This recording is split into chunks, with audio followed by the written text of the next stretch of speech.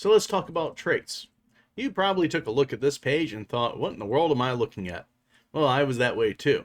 In your first game, you probably decided you're not going to mess with any of these and just go right into it. So what I'd like to do is talk to you about some beneficial traits you may want to consider taking, some cool professions. There's just a couple I think that are really worth it going in deep, depending on what you're looking for, and then some pretty solid negative trait selections. I am using an add-on called More Description for Traits. And the neat thing is when you mouse over stuff in here, you see the little thing showing up that gives you description, night owl foraging, minus 5% weather effect, minus 10% darkness effect. It goes into all that detail if you're interested. It maybe helps demystify some of it for you too. When it comes to occupation, you have free range. There's a few things that people recommend that I don't recommend, and one of them in particular, and I will say, whatever you want to play, play it. If any of this appeals to you, you want to role play it, go for it. But if you want to really get the most out of it, there's maybe a couple things you can avoid. One that you can avoid is burglar. This is recommended a lot because your character starts out with the ability to hotwire a car, meaning you don't need to have a car key. However, that is a trait that you can go ahead and pick up electronics and or mechanics for in order to learn how to hotwire a vehicle. So you probably want to consider, is that really worth it? I don't have burglar in any of my characters. I have played it before, but none of my ongoing characters have burglar because the thing is, it's becomes pointless once you get a few points in mechanics or electrical anyways. So then you just kind of, cost yourself some points. Unless you see this other stuff here as being worthwhile, I wouldn't choose it. Another one that I do and also don't recommend is veteran. Veteran, despite having, the aiming and the reloading bonus, which is pretty cool if you want to go for more gunplay, this biggest bonus is desensitize. Now, here's the thing. Veterans do not reach a state of panic, as it says in the description. I think only in ginormous hordes do they get a little bit of panic. But for the most part, they don't get panicked in combat. Your character is going to be very even killed. And every time you get panic, what happens is you're going to see a negative boon pop up in the top right-hand side of the screen showing your panic, and it grows redder and redder. The more enemies there are, the higher, greater your character's panic is. And for every moodle, that is a reduction of damage. So if you want to be avoiding that potential loss of damage, you can go desensitize. However, you can instead just take beta blockers, which are abundant. You can keep beta blockers on your character and just pop a beta blocker before you go to fight with a big horde. The other thing is other characters do gradually become desensitized over time, but never completely. So I think after about a month and then going a few months after that, they're less likely to be panicked when facing off against a good number of zombies. But the veteran is just going to be completely, even kill when it comes to fighting zombies. It is kind of funny too because you may be clearing out a mall that's just infested with tons of zombies, and you're going to town killing one zombie after another, and your character, because they're a veteran, they're getting bored, and that's pretty funny. I don't recommend it, but I also recommend maybe giving it a shot, see what you think. If you want just gunplay, one thing you could do is go for, it is over here, the police officer. Because they have a little bit better aiming, and plus they still have that reloading benefit. Plus they get nimble, which is your character turning, maneuvering with your right mouse button in combat. That is a good option for gunplay if you want to go that route. Other notable ones as far as occupations go, I really recommend, if you want to specialize, you can go lumberjack. And lumberjack gets axeman, and this thing turns you into a lawnmower when it comes to axes. You will be chopping down trees and doors like nothing. You'll be smashing zombies. And your character starts out with a nice bonus. And you can even go on available traits. And one of these is axe as well. Let me see. Where is it in here? Brawler. So you can take that. And your character is just going to be completely devastating with an axe. If you're brand new, you're not sure what to pick, you can pick any of these. You can also just go unemployed. So if any of these appeal to you, I recommend you give it a shot. Carpenters are going to be pretty good starting out with carpentry if you want a little bonus to that. Engineers, same thing. They're going to have some experience with electrical. Metal workers for metalworking. A lot of people love the propane torches and building sheet coverings for everything. Or you can go mechanic, and I've done a few runs with mechanic, and that's a lot of fun, especially when you get into having several cars and you're like constantly tweaking and improving them, because there's a lot of system in this game. a lot of different systems. The ones I probably wouldn't do is going to be things that revolve around first aid, unless you're playing with other players in multiplayer. Maybe you want to consider something like a nurse or a doctor, but only in that kind of case. Fitness instructor is pretty good if you want to go that route. You get a bonus of sprint, and your fitness is pretty high. Fitness and strength are two attributes that are difficult to really raise over time. I mean, they're not difficult, but they take a long time, especially if you play on Apocalypse like I tend to do. It's just going to take a long time to level up. I'm talking, probably a couple, 2 or 3 months to start really getting towards maximizing those. So you do get nutritionists. I'm going to be honest, I don't think there's a lot of benefit to taking nutritionists. Some people seem to really like it. It shows your calories on all your food, I believe, if I'm remembering correctly. But it doesn't really matter if your character's hungry. It's just a little Moodle pops up, and you eat food, and then the Moodle goes away. So let's talk negative and positive traits. And this is probably where a lot of people get lost. They're worried about taking negative traits. Well, there's some negative traits that I strongly recommend you don't pick, and there are some that I think are really good. So I'm going to go over here. I'm going to go unemployed. Actually, let me go fitness instructor. And so points to spend, -6 down here. And you can change this in sandbox or settings. I can't remember. If you really want to just have tons and tons of positive traits, you can. And you're completely fine doing that. And don't let anyone discourage you from how you want to play your game, right? And you paid money for this. So you play it how you want. But say you want to keep the balance aspect that comes default. You want to think about some negative traits that are not going to set you back very much. And then whether you're playing solo or multiplayer. This is primarily going to be geared towards solo players. A couple that I strongly do not recommend is agoraphobic or claustrophobic. Because that's going to make your character panic. Whether they're agoraphobic, they're used to staying indoors. They don't like going outside. They're claustrophobic, they get panicked indoors. But they are fine outside. And then of course some size, space makes a difference. If you really want to take the +4 points and plan your base out, you know exactly where you're going to go, and you're going to have plenty of size rooms to where your character's claustrophobia is not going to make a difference, you can choose that. But the thing is, you're also going to be panicking as you're looting houses and stuff like that. So that's something to think about. A few things that I think are really good to take is if you are solo, you can take Slow Reader. I don't always take this, but this is a really good one. The thing is, it takes a long time for your character to read through any books, any materials. And so that is actually kind of annoying. If you're on multiplayer, it's miserable because on multiplayer, you can't speed up. Most of the time when people read books in this game, they hit the little buttons in the upper right-hand corner to let them speed up the clock. You cannot do that in multiplayer. So if you pick Slow Reader thinking you're being efficient and you're getting some good, cool 2 points, you're going to be kicking yourself down the road when it takes you the entirety of a full-length day in the game to read a book. So maybe not take that one for multiplayer. But one that's really good you can take for solo or multiplayer is weak stomach. This means you're going to be very likely to get sick from stale food. It's like pretty much guaranteed if you eat stale food. The thing is, you just don't eat stale food. And if you're playing multiplayer, make your own food. Don't eat what other people give you. Make your own food. People play pranks on people in multiplayer. They like make them a pot roast and they add bleach in it so it kills them when they take a bite. Don't eat other people's food. They can just make a whole bunch of stale stuff and throw it in there. Make your own food. Throw out all stale stuff. All stale food products. Throw it out. Get rid of it. Don't eat it. Weak stomach is really good to have, provided all your food is fresh. You want to cook your own food. Make sure, you eat no meat uncooked. All meat has to be cooked, with the exception of beef jerky, because it's dried out. It's been cooked so long, it's dried out. Another good thing that you could take here is going to be prone to illness. And this is basically faster rate of disease and faster rate of zombification. The thing is, if you're going to become a zombie, you're dead. It doesn't matter. So is it really a drawback at all? Oh, look, I went to 3 points I can spend right away just with those options. Prone to illness, it doesn't really matter. When it comes to winter, make sure you're wearing some insulated clothing. If you get that far in the game, don't go around trying to catch colds. If you're outdoors too long in the rain, maybe head indoors so you don't catch a cold, because that's something that can happen. Prone to illness is a good one to take because it's like 4 free points for the most part. Obviously, I'm saying free points, but there is a cost. But the cost, I believe, is very minimal compared to the benefits you get out of freeing up these positive traits over here. Another good one is smoker. I simply like taking it.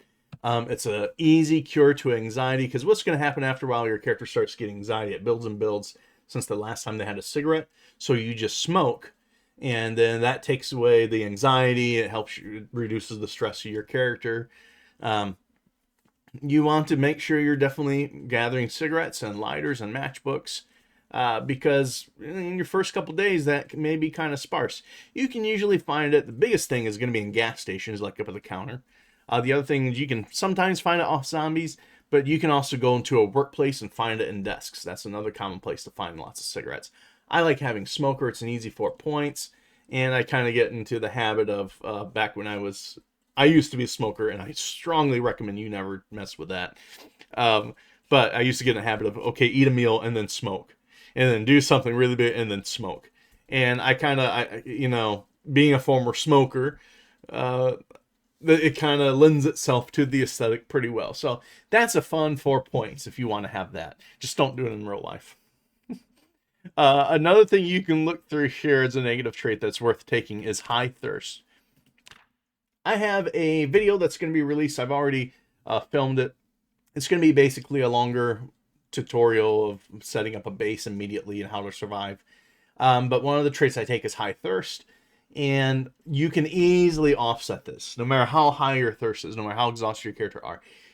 You have very precious points of inventory space outside of your packs for looting and stuff. Like, you can have a fanny pack in front, fanny pack in back, and that's for small things. And then you want to have a biggest backpack you can find on your back, and that's going to be for your loot. Well, the things that you keep on hand, you want to be very precious to you. You want to have like cigarettes and a lighter.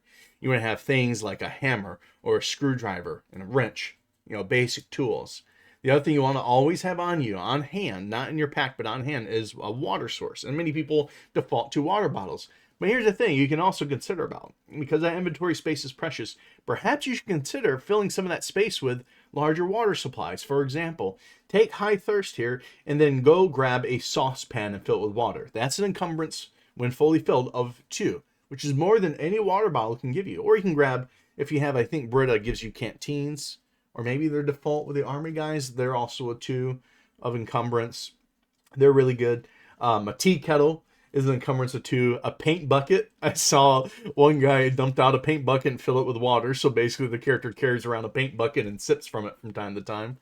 I believe that's an encumbrance of 2. The one I prefer the most is the cooking pot full of water, because that's an encumbrance of 4. It's heavy, but it's a solid 4 points, because you never got to worry about water, for about a day or 2. You're usually good. You fill up a cooking pot, keep it on your person, you're usually good for a couple days when it comes to water. Having that source your character automatically sips from over time.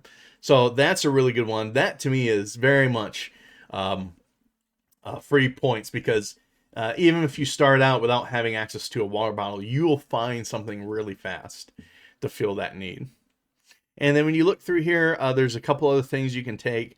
I recommend either underweight or obese. Not obese. Underweight or overweight. Because obese and unfit, obese and very underweight are very punishing for what they give you. So what I recommend is either underweight or overweight, because those can be cured. If you go overweight, as it says here in the tooltip, you want to keep your weight around 80. You want to keep it below 85. That drops the overweight trait. And you do that by eating healthy, maybe letting your character get a little hungrier. Your character will get sleepier faster, but that's okay as they're losing weight. And then you want to balance it around 80 as a solid number for weight. Or you can go underweight. The only thing is your character is a little bit weaker until you get rid of that. You want to go above 75. So above 75, you lose the underweight trait. Again, want to keep it around 80, and that's going to give you some nice starting points. I usually go underweight.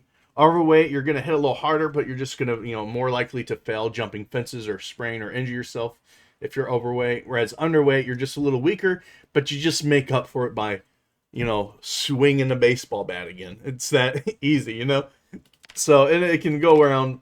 You can get rid of it very fast. A very common way to get rid of underweight is throw lard in all your food.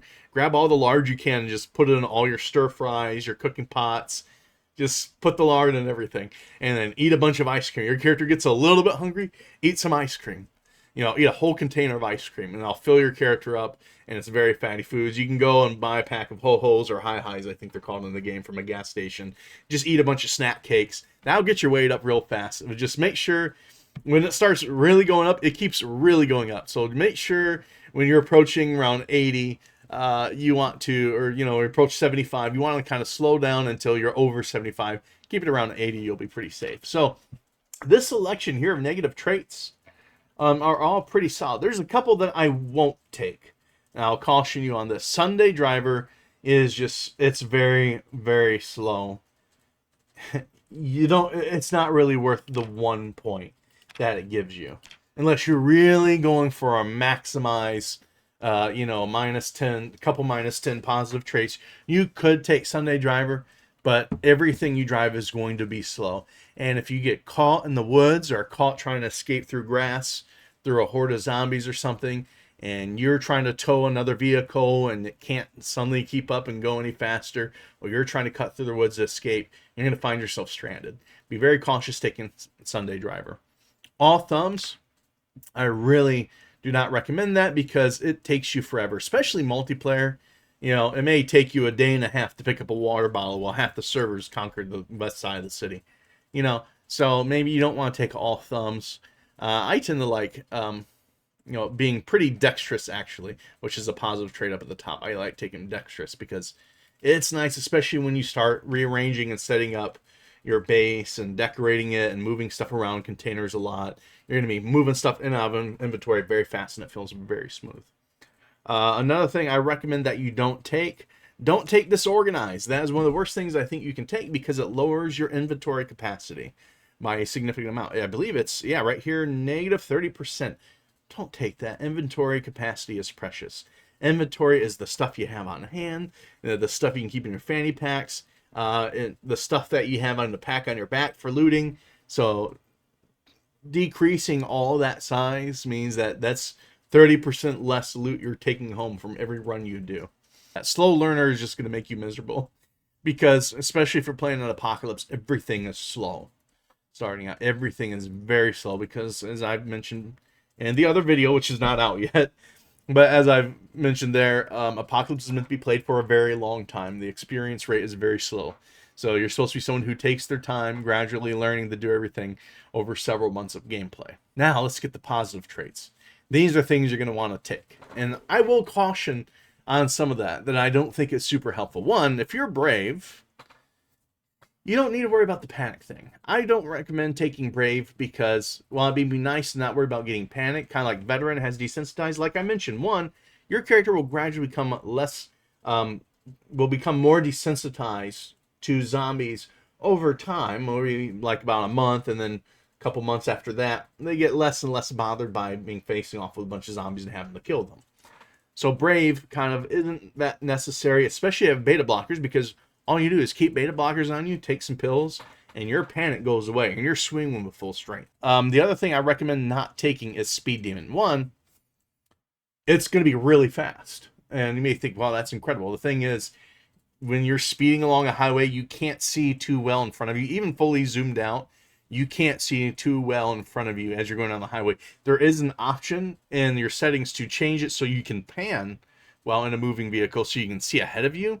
But still, it's going to be kind of wonky to do that. The other downside of Speed Demon is when you are reversing, it is loud. It is as loud as a gunshot. I am not exaggerating in this game.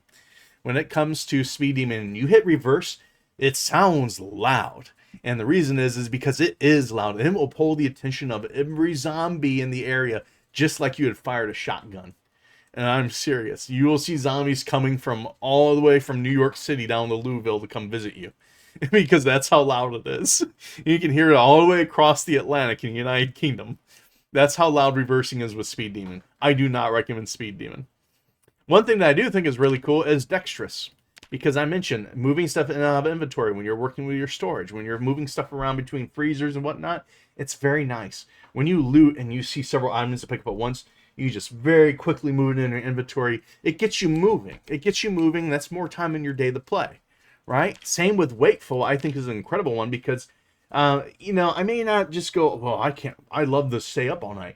I still don't go out at night with my characters because it's extremely dangerous at night. But wakeful means I get more time of the day to kind of do what I want. That's the really nice thing about wakeful, is you usually don't sleep very long. My character is beating their alarm up in the morning, and then they don't require a lot of sleep at night. Because one of the things I love to do when I get done from a whole day of adventuring and looting and everything is I like to come and just, back to my house and rearrange all the inventory and then throw all the stuff in the cabinets, throw everything in the cupboards, start rearranging all my stockpiles. And that, with wakeful, I'm not that drowsy. And then I'm going to go to bed and I'm going to beat my alarm up in the morning the next day again. One good thing to have if you are in multiplayer is you want to be a fast reader. So I'm going to take out the slow reader trait here. And we are going to go look at fast reader. 30% increased reading speed. If you're multiplayer, that is a great one to take. Because honestly, like I said, you can't speed up the clock in multiplayer. It's all real time. So you want to be sure that you are reading as fast as possible. That's very helpful for multiplayer. I'm going to put that away. I'm going to pick up slow again because this is geared for solo. Inconspicuous doesn't matter. One of the two big things about playing Project Zomboid and getting good at it is, one, you got to learn to kill zombies and not get hit. Those are the two rules of Project Zomboid. Kill zombies and don't get hit. And so it doesn't matter if they see you. You want them to kind of see you so you can pull them over to an area, watch your positioning, kill a bunch of zombies, get them out of the way. You don't want to be trying to play Solid Snake, because what's going to happen, you're going to break into a house, sneak around a giant horde of zombies. You're going to make one tiny little speck of noise, and then all those neighbors are going to come barging in your door. So kill zombies, avoid inconspicuous. First aider doesn't matter unless you're playing multiplayer. On yourself, doesn't matter. If you're bitten, you're gonna die. It doesn't matter. If you're scratched, there's a 7% chance, I believe, of you getting the zombie infection, so it won't really make a difference. If you get lacerated, I believe that's a 25% chance of contracting the zombie virus. Whereas if you're bitten, it's 100%. So first aider, no, just take care of yourself. Best first aid is to patch yourself up, bandage immediately, keep your body washed. If nothing else, wash your clothes, but your body, if nothing else, and eat a lot of food. Make sure your food's on green moodle, and then get sleep. Runner's really good for sprinting if you want to do that. I don't take it, but some people just really enjoy it because they like to run around everywhere. Amateur mechanics kind of nice because you get some common knowledge and then some basics of mechanics. You can take that if you want to get into it. Fit is great if you want to go with fitness, because you can keep fighting longer and longer. You can keep working, chopping logs, chopping down trees for logs with fitness. Fitness takes a long time to increase. It's a good one to invest into if you really want it. Former Scout gives you some benefits to foraging. Foraging is good to work up, because the more you use foraging, the larger your radius gets. You can find stuff everywhere, different berries and fruits and critters you can munch on if you really need to. If you're playing by yourself, you're probably never going to run out of food or anything, but it's just there if you want it. Organize, there you go. You can increase your inventory capacity, including car seats. It's nice. I believe that's mentioned from a note in the mod there. So even your car seats get larger, and it's very helpful. When you're going on big loot runs, you can do things like dump all your backpack into the trunk and then start filling all your car seats up with stuff. That's pretty nice. I will go to a couple of what I think are the best. Handy's pretty good if you are big in the building, because you can take a carpentry and maintenance building bonus, but it also makes all your structures much healthier too, which is just a nice feat. I say take this if you just like having carpentry and maintenance, and then see the extra life to constructions, the extra health points to constructions. See that as just an added benefit. What I really recommend is going to be athletic and strong. Strong, because your character is going to be able to shove zombies back, clobber them with melee weapons, and utterly destroy them, and stomp on their heads. And you hear that nice, refreshing crunch sound, which means they died. Additionally, having high strength means that you have lots of inventory capacity. So at a full 20, I believe you have 20 points of inventory capacity, which means you can carry a lot on hand, and that's not including your bags. You can carry some big, heavy furniture around as well with strong. That one, and because strength takes so long to work up, I strongly recommend you take strong. Or if you don't want to take strong, you can always take stout, and then maybe come over here and take athletic. And then maybe we got one more point we could spend, I would probably take... What is one that I said is probably not very good? I don't know. I would probably look at this and maybe take off dexterous and just leave the extra green one there and just go with stout and athletic if I wanted to. But those are my choices. Those are things I think are helpful. You don't have to follow this guide if you don't want to. There's an XP gain bonus. You can just go in a sandbox. Here's the thing. You can go in a sandbox and increase the XP gains through a custom sandbox. Just, go to your sandbox settings, base it around Apocalypse if you want to play that, and increase the experience to 12%. I have some saves that are like that because I don't plan to play them very long, whereas my main saves are just baseline. But play however you want, however you enjoy it. If you have any questions, let me know down in the comments. Any suggestions of your own. These are some setups I go with. I go with a variety of ones. I usually go lumberjack, or I'll go mechanic, or I'll go veteran, but I'm starting to lean away from veteran for those reasons I mentioned earlier. Police officer is good if you want to just do a bunch of shooting. Get some Britta's mod, go to the town. Britta, I know everyone thinks, oh, Britta, you just got RPGs everywhere. Well, multiplayer is when it gets crazy. Solo player, you're going to do a lot of digging to increase your arsenal. But it's nice to have those Britta options. It's much more balanced than people think. Play how you want. Something speaks to you, go for it. I hope you enjoy it. I have a longer video that's going to be on my channel soon, which is going to kind of be a smoother, a guided playthrough, a guided stream kind of playthrough of starting out in Rosewood and kind of showing you how I get started. And what ended up happening is I started in the police station and I went to the fire department and I set up a base real fast. And I kind of explain, if you're new to the game and you're dying a lot, you're struggling, you're like maybe making it, I made it to day 2, I made it to day 4 this time. Hey guys, I made it to day 3. You might find it helpful. So, hope you're doing well and have a great day. Thanks for watching.